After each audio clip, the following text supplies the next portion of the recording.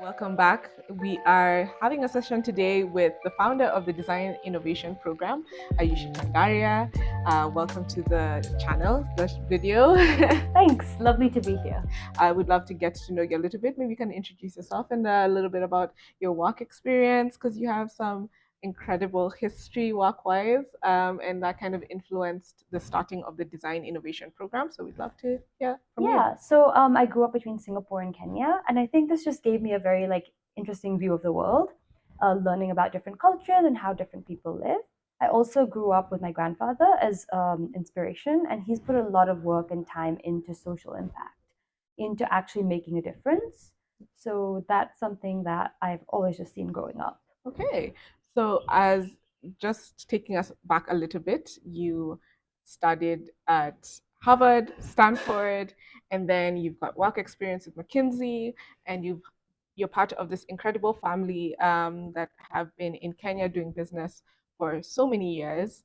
How has that journey influenced the decision to start the Design Innovation Program and the social impact work that you're doing in Kenya? Yeah, so I think Stanford was a big point where I left Singapore, I learned more about the world. I majored in product design, and one of the big parts about in the major of product design was design thinking. So I think that's where I got introduced to the world of design thinking. And I was involved in this organization called Design for America, which was using design thinking to solve local community problems.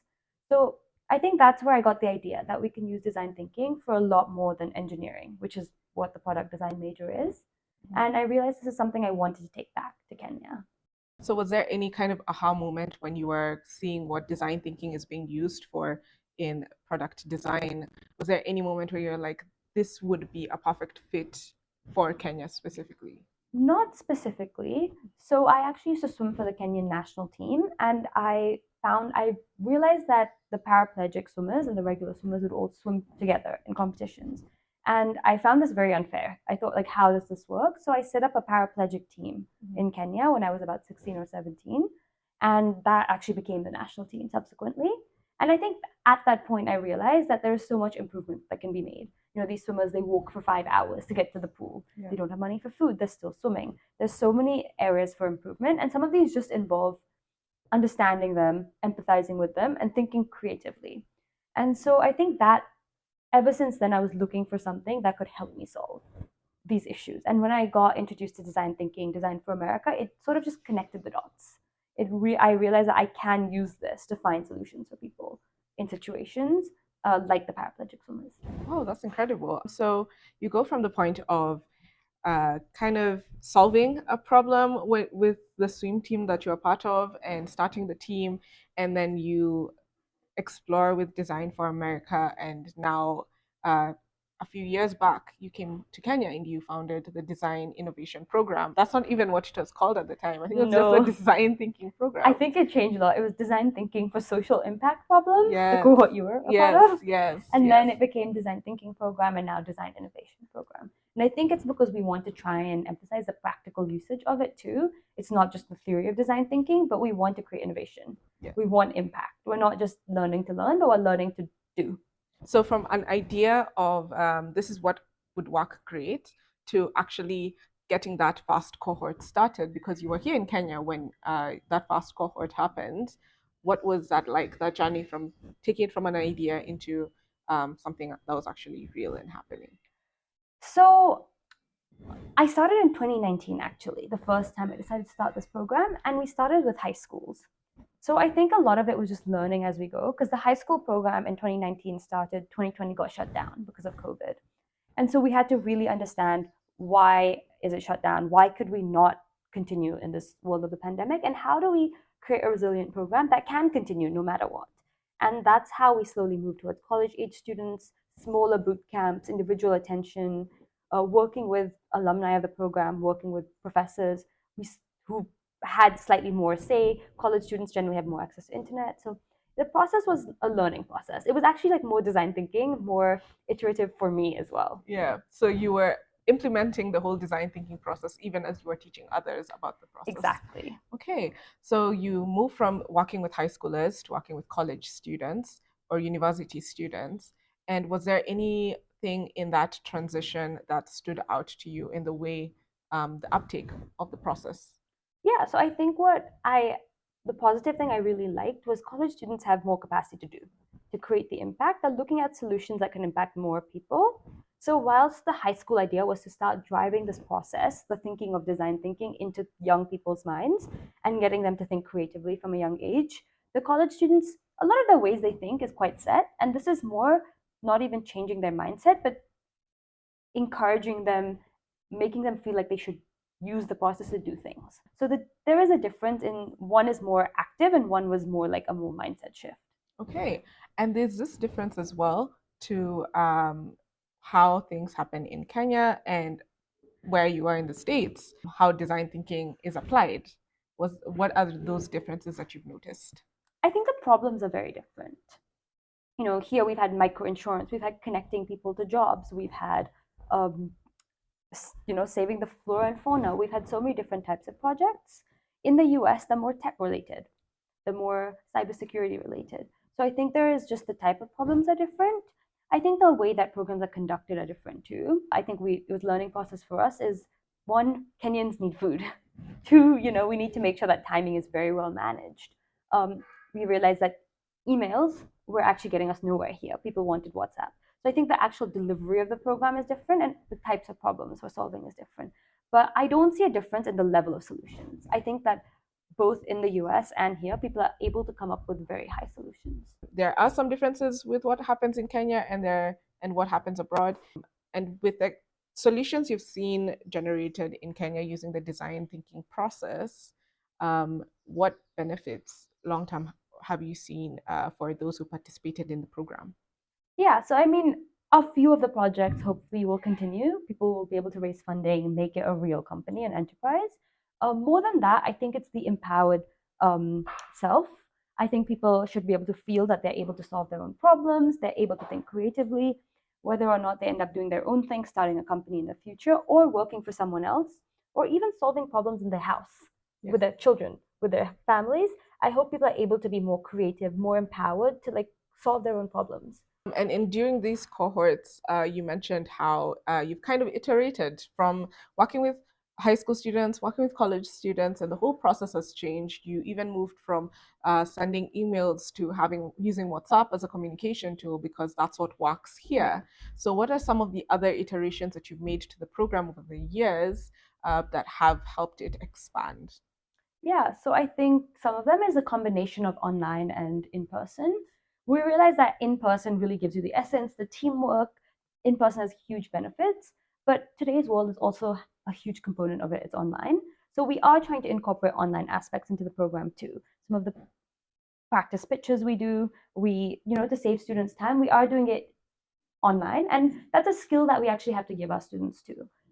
It's no longer just pitching in person. People have to be able to pitch online. They have to be able to communicate online. They have to be able to teamwork online too. Yeah. So a big part of it is having both the in-person and online and aspect. And I think that with Kenya, given there are some weather constraints sometimes, some other things, it's actually to our benefit that we have to be agile. We have to have our students, thinking on the spot, Yeah. and adjusting. And then outside of that, we've started running more cohorts. We're trying to keep our cohorts a bit smaller than the first year too, so that we are able to be more on top of individual projects. We're less rigid. That's another thing. If people want to work on their own, if people want to work in bigger groups, if people want to change around things, we understand design thinking is a art and a science. There is a creativity aspect to it, and we want to empower people to do that. Amazing. And of course, with the program growing over the years, you've partnered as well with other organizations and communities in growing the program. What has that collaboration looked like? So we started off. I had one partner idea, and that was IDEO.org. I worked. My advisor at Stanford was the founder of IDEO, so that's where I started. And I didn't really know much about other partners. I wanted to make it a cool program, so I brought in the names that I thought people would be interested in. Google. I brought Churchill, the first ever program, because Kenyans seemed to be interested with that. um, I brought in people who were exciting to hype up the program. Yeah. But I think what we have changed into is people who are really solid, consistent partners who share a goal with us. Not people which wow, people who are like students are wowed with by the name, but people who are actually sharing the mission of design thinking, of innovation, of uplifting communities. So, as you've partnered with others and grown the program to what it is now, you as an individual, because you're a leader, you're a powerhouse in my eyes, and so many others, because you are such a high capacity individual. The schools that you've gone to, the things that you've studied, and not just um, around business, but also you have other skill sets that you've developed. Maybe you can share a little bit about that and how that's influenced you as a leader. Yeah, so one of the things I've done more recently is I did my yoga teacher training. I did the 200-hour course in Indonesia, actually. And I think that's just a different aspect to me. I think it's one, it's exercise, two, it's a very um, calming. It's not a sport, but an activity, I guess. I think being able to teach is another skill and it's probably going to help the design thinking program too. But you're doing something, you're teaching a group while actively moving. That's a skill which I never realized was a challenging skill that was so important. Yeah. So I think that was something I'm doing. I do like the aerial yoga and the more acrobatic type of yoga too. Yeah.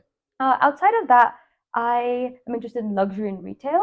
A big part of what I've done at Harvard Business School is being involved in luxury and retail club as well and spending some time there, interested in how the economies go as well. Yeah. And generally just also involved in learning about the world. I think a big hobby of mine is traveling, is learning about the world. And I think it started from Singapore and Kenya, the contrasts between the two places that I grew up in. And now I think I'm inspired to like learn more about different cultures, different types of people, different worlds. Amazing. So just to cap off our conversation, what's one thing that you would tell another young woman out there who is trying to grow in herself, trying to discover what she's interested in, and lead in? So I will say, with a caveat, which I'll caveat later, time expands and contracts depending on how much you do. So if you want to explore a lot of different ideas, you want to try more, time does really expand if you put it into your schedule. So you should try everything. You should really use your 20s to explore career paths, explore relationships, explore the world, explore everything so that when you finally decide, you know you're making a choice that makes sense for you. My caveat to that is always take time for yourself. Make sure that you're in the best place to be able to explore these things truly and to be able to make the best decisions. Was there any point in your life where you felt that you needed to take more time for yourself to reflect, grow, or rest? I think so. I think there's been weeks where I've felt burnt out, felt like I needed a week or two to rest and grow. I think there's a limit for me personally. There's a limit to like that relaxed period because I don't. It's not something that should be getting too comfortable. I don't like being too comfortable and having too much relaxing time. It's when I need it, and I think that finding that balance is something everyone needs to figure out for themselves. Is that something that's just personal to you that you feel that it's just how you're built, not being still, or is that something that you intentionally kind of make a goal for yourself that I will rest, but I also have to keep moving? So I think initially it was a goal. It's something I wanted to do. But now I realize that the other way of resting for too long, once I'm no longer burnt out and ready to go, all you're doing is developing new habits. You're developing the habit to do less. And that's something I don't want to get into the And pattern of doing.